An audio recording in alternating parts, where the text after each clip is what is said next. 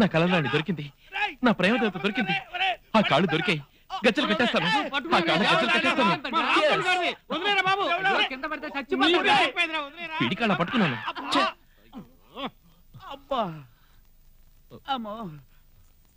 నా గొలుసుకు తగ్గ అందమైన పాదాలు దొరికాయి అనుకుంటే నేను ఆ అమ్మాయి మొహం చూసే లోపలే మీరు నా కల చెడగొట్టారు కదరా.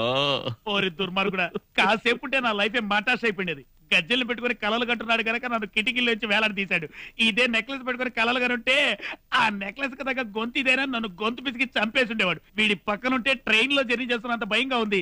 ఎందుకురా ఇలా కలలు గాని మా ప్రాణాలు తీస్తున్నావు? ఒరే కృష్ణ, మనం ఏదో సాధిద్దామని ఊరు వచ్చి ఆఖరికి మ్యూజిక్ షాప్ లో పనిచేస్తూ బతుకుతున్నారా? కానీ నువ్వు చేసే పని మీద శ్రద్ధ లేకుండా వెదవది ప్రేమ కోసం తిరగడం బాగుందా చెప్పు? రై, నా గురించి ఏమైనా అనండి, కానీ నా ప్రేమ గురించి మాత్రం ఏమీ అనకండి. ప్రేమ లేని జీవితం ప్రాణం లేని శరీరం లాంటిది. కలలు కలని జీవితం చంద్రుడు లేని రాత్రి లాంటిది. రే, మన ఇండియన్ కల్చర్లో 16 ఏళ్ల వరకు తల్లిదండ్రుల కోసం బతుకుతాం. 25 ఏళ్ల తర్వాత పెళ్లి చేసుకుని భార్యాబిడ్డల కోసం బతుకుతాం. ఇందులో 16 నుంచి 25 వరకే మన కోసం బతుకుతాం, మన భావాల కోసం బతుకుతాం. ఈ 9 ఏళ్ల జీవితంలో మనకి ప్రతిరోజు విలువైంది. ప్రేమ అనేది ఒక వరం లాంటిదిరా.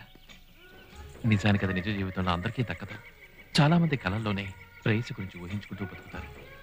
అది కూడా వద్దంటే ఎలారా? అదంతా ఓకే బావా, నీ లవర్ దొరికిన తర్వాత ఈ గజ్జలు కొని చావచ్చుగా.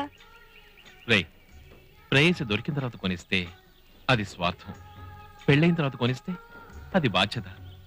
ఏ ప్రతిఫలం ఆశించకుండా నా ప్రేయసి ఎవరో కూడా నాకు తెలియకుండా ఈ గజ్జలతో ఎదురు చూస్తున్నానే. This is my love. నా ప్రేయసి ఎక్కడుందో కూడా నాకు తెలియదు, కానీ నా హృదయంలో తననే ఆరాధిస్తున్నాను. 5 వింతలలో మొదటి వింత సెయిలింగ్ స్టోన్స్. సెయిలింగ్ స్టోన్స్ అంటే కదిలే రాళ్ళు. ఇది వినటానికి కాస్త కొత్తగా అనిపించినా నిజంగా కదిలే రాళ్ళు ఉన్నాయి. కాలిఫోర్నియాలోని డెత్ వ్యాలీ అనే లోయలో కదిలే రాళ్ళున్నాయి. అసలు ఈ ప్రాంతంలో రాళ్ళు నిజంగానే కదులుతాయంట. ఎంతోమంది ఎన్నోసార్లు ఇక్కడ పరిశోధనలు చేశారు. అసలు అవి ఎందుకు కదులుతున్నాయి? ఆ రాళ్లకు ప్రాణముందా, లేకపోతే భూమి యొక్క ఆకర్షణ శక్తి వల్ల ఆ రాళ్ళు అలా